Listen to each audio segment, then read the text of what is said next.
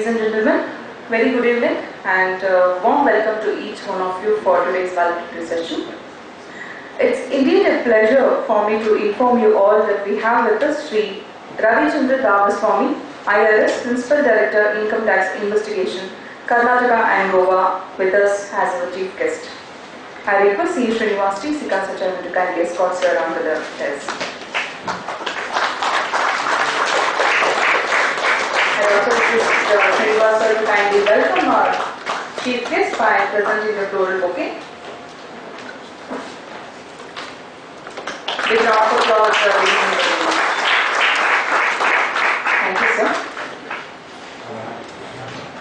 It's my privilege to introduce Sri Ravichandran Ramasamy before you. Sri Ravichandran Ramasamy, currently posted as Principal Director of Income Tax Investigation, Bangalore and Goa, handling search and seizure operations in Karnataka and Goa. He has done several high-profile political and corporate searches during his 3-year stint in investigation. Previously, he has worked as Director of Income Tax Intelligence and Criminal Investigation, Karnataka and Goa, handling intelligence gathering and data mining operations, and handled data analysis project of CBDT during the period of demonetization and income disclosure scheme. Prior to this, he has served as Additional Director General of Income Tax at National Academy of Direct Taxes, Nagpur, from 2009 to 2013. He is an officer of 1987 batch of Indian Revenue Service, holding master's degree in management and currently pursuing PhD in finance on the subject of tax gap and data governance issues. He has wide exposure both within the Income Tax Department and outside the department. He has worked on deputation with the Income Tax Department, with the Directorate General of Shipping as Deputy Director General of Shipping for 6 years from 1994 to 2000, and with the Securities Exchange Board of India as Chief General Manager for 4 years from 2003 to 2007. He has handled various sensitive investigation cases in SEBI, including the IPO scam and penny stock manipulation cases. As a part of All India operation on Bitcoin exchanges, he handled investigation on Bitcoin exchanges and investors, resulting in detection of huge amounts of undisclosed income. His wife is also a 1987 batch I.R.S officer, presently posted at Bangalore as Principal Commissioner of Income Tax. With this brief introduction, I welcome you for today's seminar, sir, once again.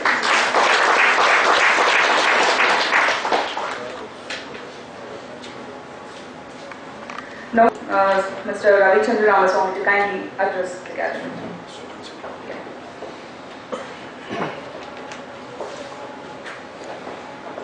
Thanks, Divya, for your wonderful introduction of our DJT investigation, Karnataka and Goa. Just 2 minutes before the Honorable DJT investigation takes over. So, a few words about the person.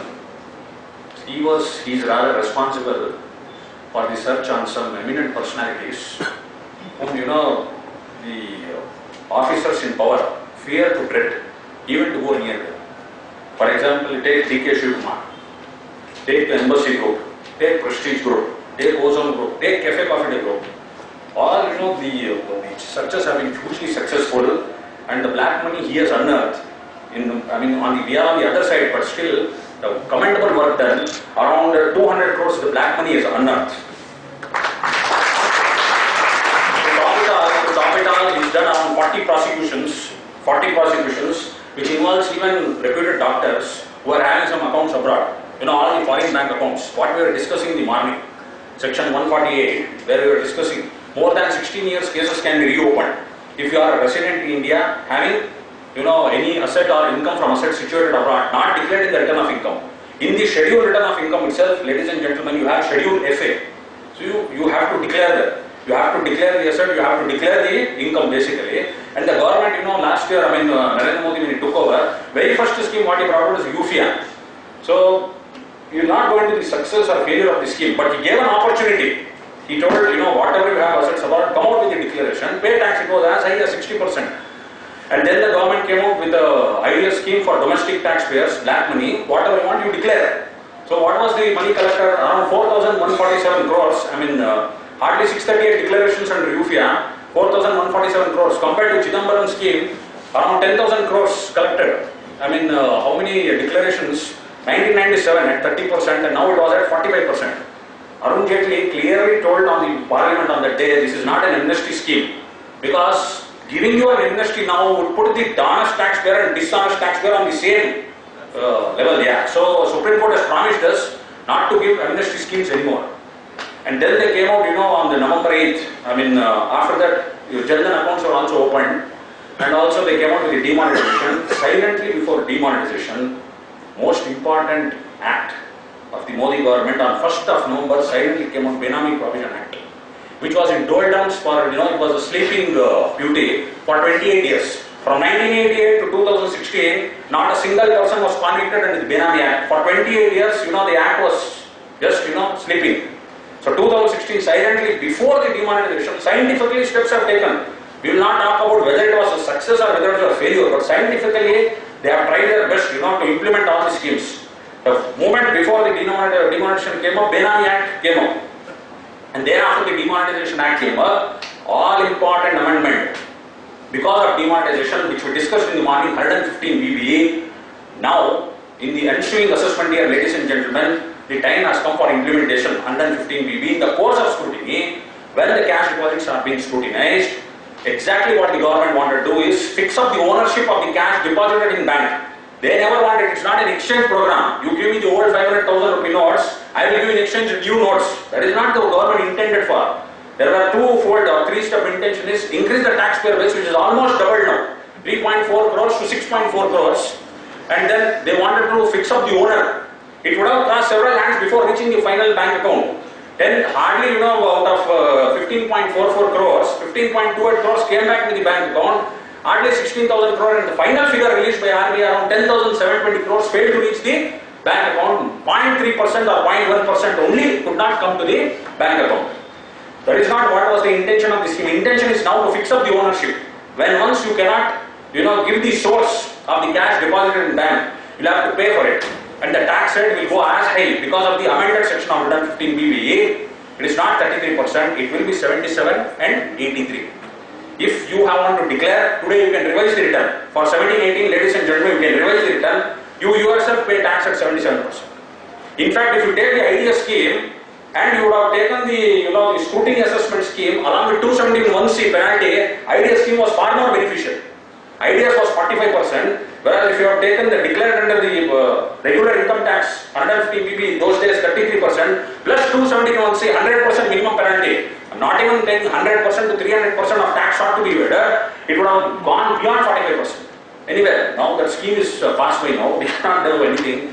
So 115 BB, now you can have the time. If you cannot explain the source, you can as well revise the return, pay the tax at 77%, or if you have been caught by the department and if you are not able to give, the genuineness or the creditworthiness or the capacity, you cannot explain them, then tax will be as huge as 83%. In a search, mind-boggling, we don't know whether, the ruler can levy such tax. But because of the nature, because of demonetization, the government, I think, deemed it fit to levy tax in the range of, if you admit and declare and do not admit and do not declare, 107% to 137%. Not to talk about the first. Ladies and gentlemen, I thank you for all, for making this a big success, and now invite the principal DJ to share his views on cash deposits and searches. Thank you. Naveen, Deepak, Lydia, Srinivas, and all the participants and office bearers of ICA. Good evening to all of you. It's good to see that I think ICA has been conducting this kind of programs to sensitize you. Especially when I look at this, Deepak Chopra's the session on those, the ITBS stuff. It's a very complicated stuff even for income tax people to understand it. How we kind of, that we go on going through this lots and lots of amendments with the procedure as well as the act. System also gets kind of, the fine-tuned to that. So it's very difficult for someone to kind of understand how to, do this kind of rectification and all the other processes. And now with the e-assessment coming in, it's all the more a big challenge. I think I'm thankful to the ICA for taking initiative and making sure that I think this is kind of sensitized and you are being trained to kind of be adapted to this new environment. Guys, coming back to the, how long is the session? This for morning people? Yeah. Oh, good. That's good. Very good. All of them are chartered accountants. Yes. I think you have a greater role to play. That is the only thing that I thought I would kind of emphasize there. Whatever I've seen in the last 30 years, maybe like 31 years, maybe I've been there in the service 87. So we came to the field after training in 89. So we have been seeing whatever the profession of practicing from the chartered accountant side. There has been a dramatic change that has happened from whatever the manual system of that representation and giving the documents and for us to apply the mind to deal with you with a kind of a direct interface to a situation that completely is automated and I have very limited role to play if at all if I have to interact with you. Now with the assessment coming in, it's all the more difficult for anyone to kind of that look at each other except looking at some screen. So the screen has come in between us. You deal with the screen, I have to deal with the screen, and there is a network that connects both of us. So that requires the tremendous amount of competence to deal with the screen, to deal with the system, because you are not dealing with a person. It also makes you much more impersonal because if you are impersonal, that means you have to be competent with what you are saying. Ideally, you can say something and you can come around and say again that I haven't told this. Now it is not possible for you. Whatever you say, it is being recorded, it is being digitized, it is being transmitted to me. So there is an evidence that is created there. So better be careful when you are dealing with not the people, with the system. So you have to be extremely careful in dealing with the system. Extremely careful when you are filing a document, and you can't take it back. I remember doing my MBA course in 2000 in Sweden. Earlier days when we were doing it, we have a lot of things on assignment, Some day the assignment has to be given and we always had 1 or 2 days, we can manipulate here and there to tell the professor that I had some issues, so you take it on Monday, Tuesday, whatever it is.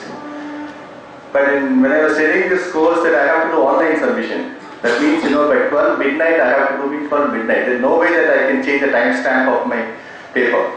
So I have to work day and night to see that I think I comply with the timing. If I do it even at 12:01, I think my assignment is not considered and I have a negative margin for that. So I understood that, how difficult it is when you have to work in a digital environment. It is very difficult for people to even give a leeway. So if he has been giving a leeway to me, there are 10 others who will also come and say that I think, why did they give it to me? And they all have a digital proof. A person cannot backdate and say that, all of you know, earlier I can serve the acknowledgement and all that kind of stuff, with the backdating and all that. I remember that, that those days, most of the time barring assessment used to be done, 2-3 months later, after the time barring date is over. Nowadays, it is extremely, impossible for the officers also to do anything, I think, because the clock strikes, having my kind of, keyboard or whatever, that also has to be put down. So I can't use the keyboard anymore. That is where the system is. I think you need to be trained for that. So that is an area that I thought that maybe is very important, I think, especially for the older generation who are still kind of seeing both. I think it's a big challenge for them to kind of transform themselves or reorient to the new system. Coming back to the investigation, I've been known for investigation in the department, so I've been there for long years in investigation as the DDI, additional DI and whatever. Not a long time. I also spent quite a bit of time in SEBI. I was doing this penny stock manipulation cases and IPO scam cases and all that. Lots of investigation I've done in SEBI for 4 years. What the investigation has taught me is investigation of yesteryears and now.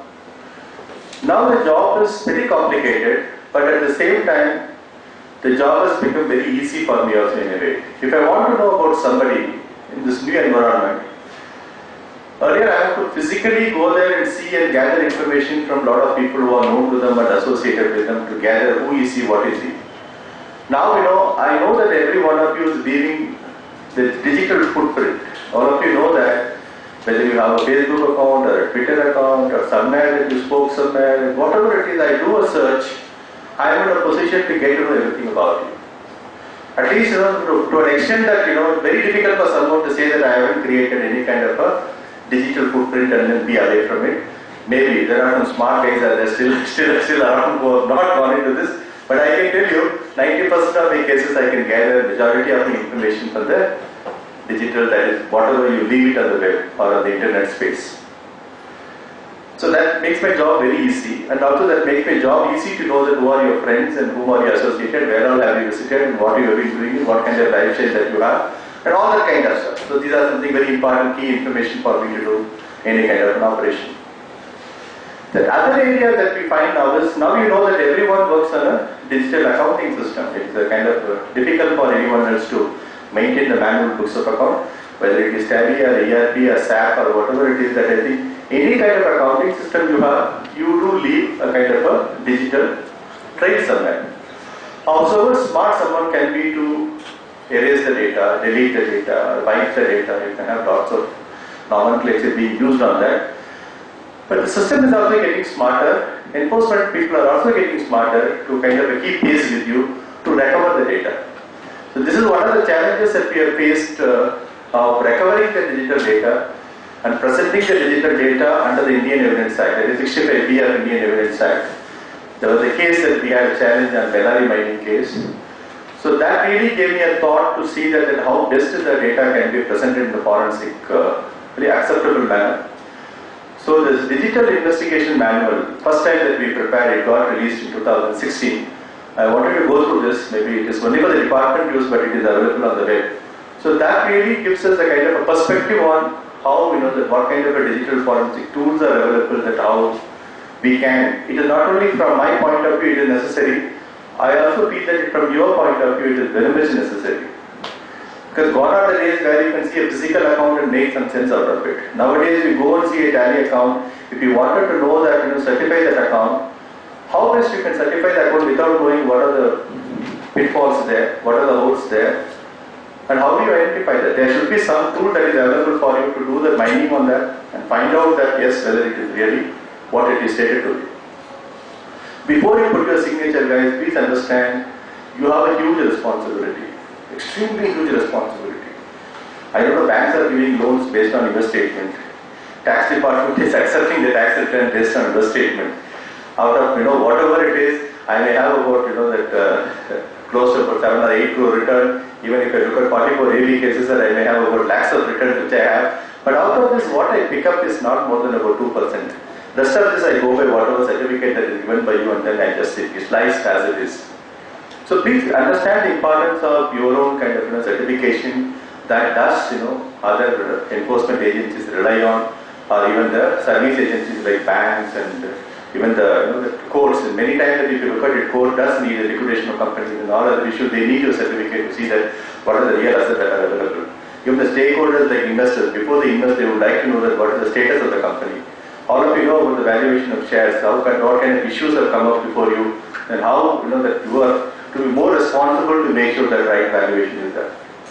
So when you see all this, I would rather feel the digital evidence or forensic tool is much more an important tool. I think I was emphasizing this even in Bombay Chartered Accountant meeting.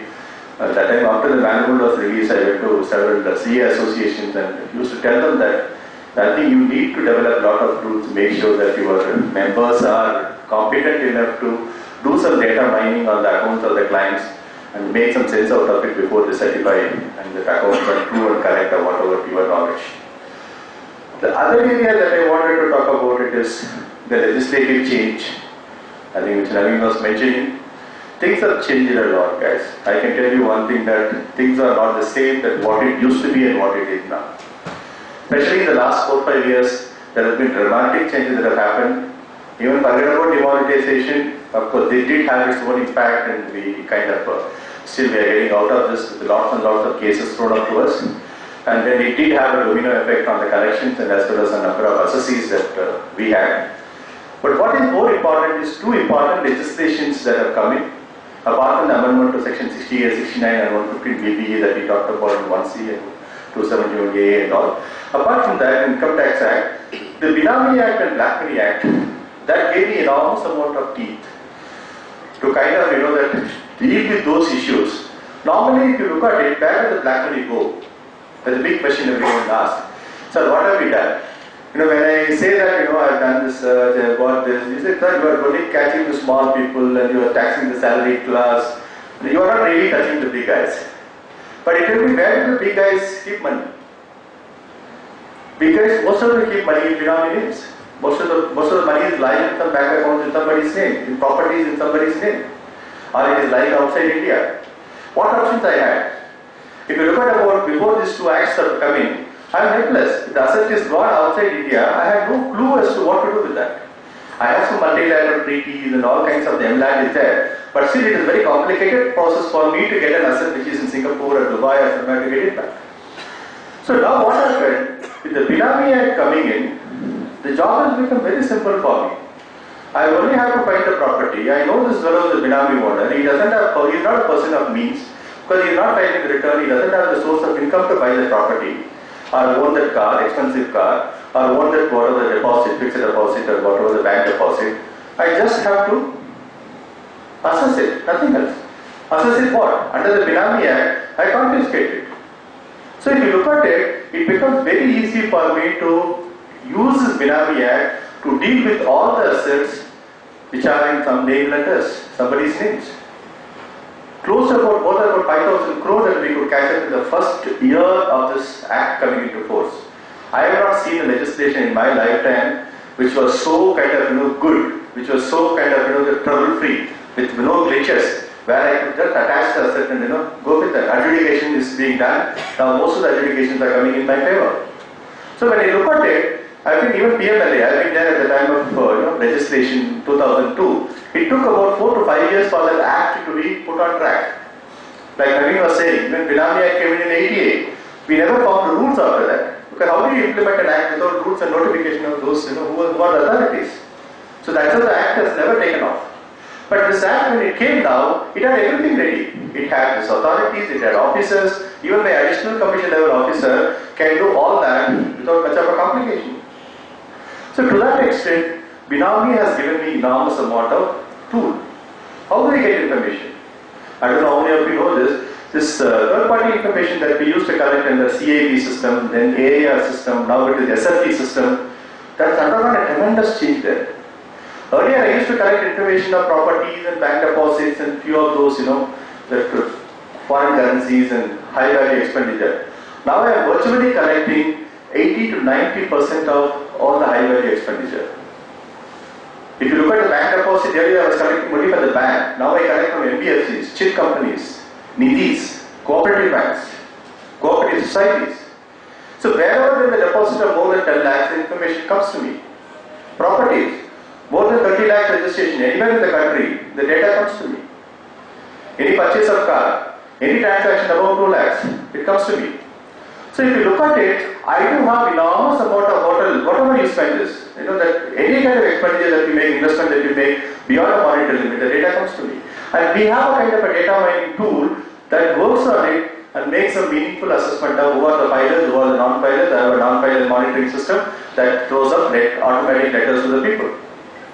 So if you look at it, I couldn't have imagined a system like this. Maybe when I joined there, we used to have piles and piles of the papers of third-party information lying on this kind of a room full of this. I am just happy to collect information. I don't know what to do with that. In floppy drives it used to come, CDs it used to come later on, and we really don't have a system in multiple formats to collate and make some sense out of it. Today we have a sophisticated data analytical tool where I can make sense out of it in no time. I can aggregate all the data. That's why I was given the task with the demonetization, the PMGKY and IDS scale. They told me that I have 10-year-old data, please can you do something about it? I engaged some data analyst here and did a huge amount of data analytical work on that and identified some 7.5 lakh fellows who have done high value transactions year after year across the state, buying property, having a deposit and everything, but not filing the return, or the return is not commensurate with what they have done. That yielded me very good results. So that is an area, guys, I tell you, that data analytical tool has become an important tool in the hands of the department to identify not only the non-filers but also those tax evaders. The next act that has come in is important act is the Black Money Act. Under the Black Money Act, like I told you, if nowadays I'm finding a lot of assets, not only I am finding, people are finding. Like all of you know, HSBC list, Panama list, Paradise list. So everywhere you find there are journalist group, ICIJ, they go there, they gather information, like that after the Edward Snowden leaks, we are getting so much information on that. I think I get to know who are having foreign companies and foreign accounts and what kind of issues they have. And other governments are also cooperating, because I haven't seen the governments cooperating the way that they are cooperating now. Earlier, if you look at G7 meeting, top 7 countries, the G20 meeting, the agenda used to be Cold War and weapons and nuclear, whatever, race and all that. Now you know what they talk about? Taxes. And the top agenda is BEPS, base erosion profit shifting. And every country is worried about it. US is worried about Facebook not paying the tax, Google not paying the tax, and whatever it is. And everyone seems to be worried about the tax going outside their own state. So if you look at it, they also give me information. Today I write a letter to Singapore, I get information on the third day. Even which I don't get from our own departments, other departments, if I write letter, it takes about 15 days for me to get the reply. But other countries cooperate instantaneously. So to that extent, what the Black Money Act has made it is, I have some asset, I found some asset in Singapore, somebody is owning a flat of about 1 crore, I can attach an equivalent value of asset in India of that person. It's easy for me to do because I know that pretty well I can't do anything with assets outside India. We have done many attachments like that. We also found bank accounts outside India, whatever the balances are there, to that extent that I am able to recover the taxes in India. And that has given me enormous amount of leeway to deal with the black money which is abroad. I want to bring out some couple of more things, that is about AEY, automatic exchange of information. Earlier people think that I can spend outside India and get away with it. Because it's like, going and spending in a casino in Macau or Singapore or whatever on board ship, or spending money in Europe and somewhere. I think I won't be tracking it. Now guys, under the automatic exchange of information, we collect information all over the country. You go there and spend $100 in opera in Australia, they send it to me. And I get 60,000 pieces of information of Indians spending money outside India, wherever you go there and spend money. So to that extent, even expenditure done outside India, under automatic exchange, under FATCA, we got a lot of cases under FATCA where US has given me information about Indians having bank accounts in US where they have not declared it to in our returns here or paid the taxes here. A small piece of information gave me more than about 30 crores of tax in a case recently. So for me, if I look at it, I do have enormous amount of information flow coming outside India that has helped me. Whatever the royalty payment, the technical services payment, and what kind of payment, whatever it is, which are being made by the companies outside India to India, as well as from India to outside India, those issues are being dealt with seamlessly. So what is the message that I would like to convey at the end of the day? Please tell your clients that gone are the days where they can kind of manage all this and see that I can wait till I am being caught there. Now I think the chances of getting caught are much higher. The probability of getting caught are much higher. And also the severity of the punishment is much higher, which is not so like you were saying about the taxes. It is not that you pay again, retrospectively some 30% tax or 33% tax and get away with it, because now the penalties are stringent, taxes are heavy, and also the prosecution has become the order of the day.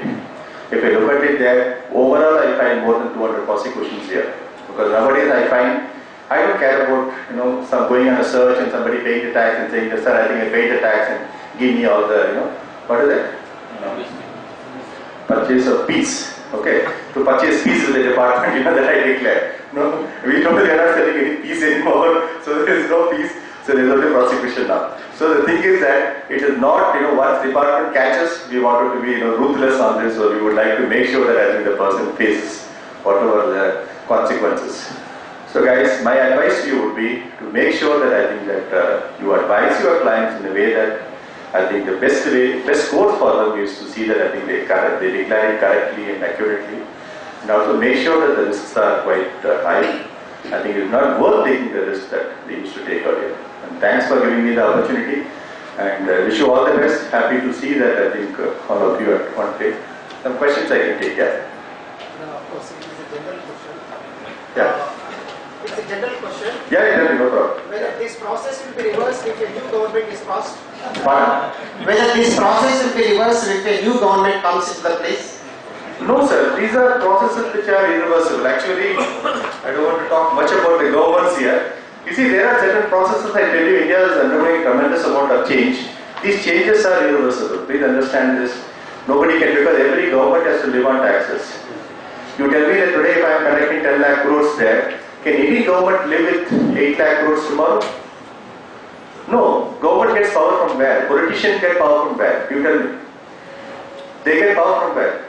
Power to spend, power to have schemes. If they want schemes, if they want to spend money, they have to collect taxes. Like Chanakya says, I think the whole administration's Aadhaar is tax, nothing else. So they cannot, work against them. No government can kind of work against not collecting the taxes. You cannot say it's fancy to talk about no income tax, somebody says no, you can collect indirect tax. These are all not workable because the direct tax, no country has abolished it because it has to be there. Even developed countries have direct taxes. Income tax is must. Progressive taxation, it must be there. Okay? Yeah. So, as you mentioned, there are some very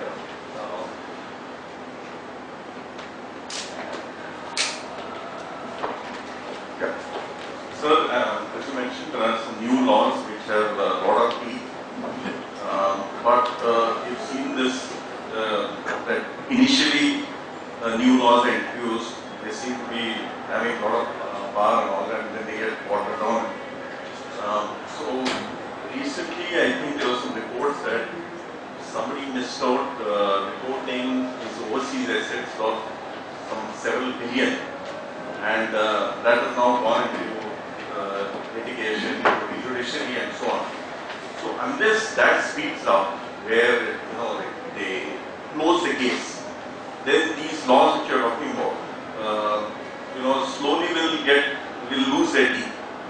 And here we are talking about, prominent people, but talking about case which is. I get your point. You see, the point is, it's like no escape route. You see, what happens is that law when it becomes very stringent, now I don't give any escape route.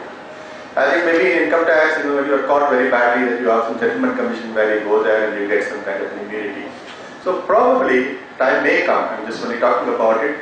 Probably even if you are kind of have no way to go, there will be some exit option will be given. That's the best that they could do. But the taxes will never be compromised. Maybe prosecution, possibly they may say that I will give you immunity if you are able to pay the tax. I'm just looking at it from down the line because you cannot really, somebody has kind of, that had asset, he wanted to come around and he said that I would like to pay the interest penalty and taxes and let me go. That's what many people did it. But even then over and above, I said I'm going to prosecute you. So, like you said, that the big fish are all holding it in Benami.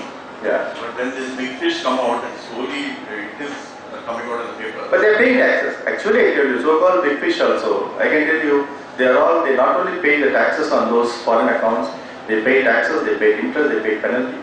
Some of them politicians. But they do not want to face a prosecution. But unfortunately, as of now, we have no option other than to prosecute them. So probably there may be some mechanism by which, the prosecution can be kind of considered if, I'm only thinking aloud, yeah. Sir, in many cases we see in the newspaper that so much money has been found in the premises of so and so, and the department has attached so much money, so much of assets. How much time does it take for this entire process to be over and the money actually become usable by the government for the welfare activities? With me, it can be done within 2 years, okay, from my side. If someone is not willing to litigate and go about it, my assessment gets over within 2 years. No problem. 2 years it takes? 2 years, because assessment has to be completed. So it will go, a report will go from the investigation wing to Central, and Central will issue a 53A notice. Within 2 years they complete the assessment. But if the litigation goes, appeal forums and all, about ITAT and High Court and all, then it may take anywhere between a decade to 2 decades. So it all depends on how far that, At such time, how the assets are stored? Where are the assets stored? We have a place to store. We have a strong room to store. I have a huge strong room where I keep gold. From in your store also a lot of demonetized notes were there. You have to be going to the government. Yeah, demonetized notes, we had a system by which we kind of got it converted. So we are not losing anything on those. So that I think government has taken a call that whatever demonetized notes that we give you the equivalent currency, but otherwise that I would have lost out. but that was done within the seizure, done within the period. Not post period is contraband, whatever you call it. So before that, I think it is a valuable asset. Sir, what is your opinion on the bitcoins? Actually, bitcoins taxability. Yeah. Would you deem it legal or illegal today, as of now, today in India? You see, we have done the Bitcoin work, all India work here. I have conducted operations on about 9 exchanges all over the country, and we have detected something around 21,000 crore worth of trade transactions on that. There was one guy from Karnataka. He has had assets, total assets worth about 700 crores. He started with 5 lakhs, 24-year-old lad. I think that with 5 lakhs he made it to 700 crores. I told him that if you collapse anytime, you pay some taxes. So he redeemed some 100 crore worth Bitcoin and paid him 30 crores by one challan. So there are kind of the good stories there. People have made tons of money on Bitcoin. So, but the thing is that it is a kind of digital currency which always has, it's not backed by any kind of country, no sovereign guarantees and all. It has its own problem. That's why RBI doesn't want some Ponzi schemes to be running on it. I don't know whether you know this case of Amit Agarwal who cheated the people who is in Dubai. It's the first huge scam in Bitcoin that happened in India. He cheated more than about 1,000 crores or something, and he went to Dubai, and he's been caught recently by whatever Indonesia police or something. So the problem is that when you don't understand anything, it's like foreign exchange, trading. Sometime back, I don't know, a lot of foreign exchange holders are being cheated by some of the big banks, saying that you can trade and they are lost of money. Because when you don't understand certain derivative transaction, foreign currency transaction, digital currency, it's always a problem. But as of now, RBI doesn't allow the banks to deal with this. So that way I think that you cannot do anything about it, even if you have currency. In fact, I have a data where I'm issuing a notice, somebody has a currency but he's not able to redeem and pay the taxes as of now. So to that extent, the situation has come to a pass, I would rather say, where this, I would rather say, is being blocked. I wouldn't say legal or illegal because the fellow who is having a currency is not able to liquidate and pay the tax. So to that extent he is suffering. The only way that he can do maybe to go abroad and do it, that again is the violation of the FEMA. So that we may have to deal with it. But as of now, I don't see any great kind of improvement coming in the country. Maybe a lot of countries have legalized and allowed the trading, but in India, somebody has to take a pragmatic view. There are high-powered group meetings going on that, but it may take a while for us to take that kind of a step. It's a leap forward to accept and let the digital currency survive. Thank you. Yeah. Thank you.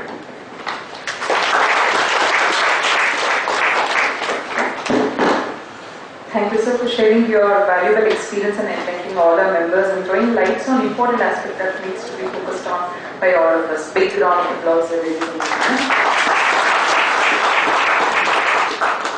It's a proud privilege to honor our Principal Director Income Tax Investigation, Shri Ravichandran Ramasamy. I request sir to kindly accept our felicitation. Thank you, Thomas.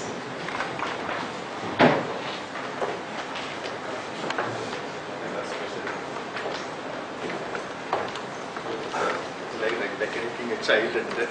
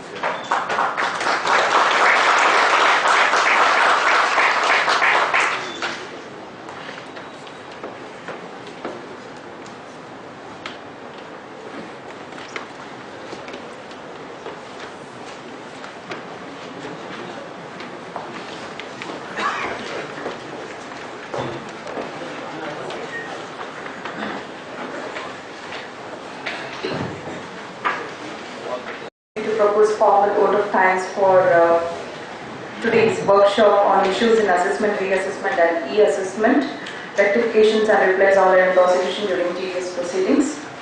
I would like to thank Sri Vinit Kothari, Honorable Justice High Court of Karnataka, for addressing us during the inaugural session. And I also thank Sri Ravichandran Ramasamy sir for coming forward here in spite of this hectic schedule and addressing all of us. I also thank C.A. Naveen Kariwal sir, C.A. Deepak Chopra and C.P. Ramasamy for coming and giving us an excellent presentation, making a very fruitful workshop today. And I also thank all of you members for your active participation, and a big round of applause once again for sir. Thank you. Like Ravichandran Ramasamy sir to kindly present and give closure to our C.A. Naveen Kariwal and